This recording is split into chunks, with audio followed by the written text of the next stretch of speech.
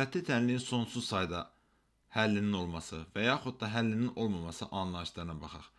Verilmiş hər hansı bir xətti tənliyin x dəyişəninin əmsalı və bərabərliyin digər tərəfi hər ikisi sıfıra bərabər olarsa, bu zaman xətti tənliyin sonsuz sayda həlli olmuş olur. Yəni, ax bərabərdir b tənliyində a-nın və b-nin hər ikisinin sıfır olması bu tənliyin sonsuz sayda həllinin olması anlayışına gəlir.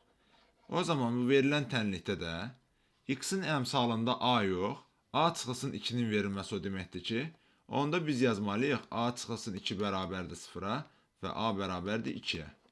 Digər tərəfdən də ab çıxılsın 6-nın da 0 olması lazımdır. Yəni ab çıxılsın 6 bərabərdir 0-a. Artıq birinci tənlikdən əmsalın a2 olduğunu biliriksə, a-nın yerinə 2 yazsam, alıram ki 2b çıxılsın 6 bərabərdir 0-a, 2b bərabərdir 6-ya və b bərabərdir 3-ə. Deməli, əgər bu verilən tənlikdə a-mız 2 və b-miz 3 olarsa, verilən tənliyin sonsuz sayda həlli olmuş olar. Yəni, verilənləri yerinə yazsaq, alarıq ki 2 çıxılsın 2 vurulsun x bərabərdir 2 vurulsun 3 çıxılsın 6-ya. Yəni, 0 bərabərdir 0. Bu bərabərlik isə istənilən vaxtda doğru olmuş olar.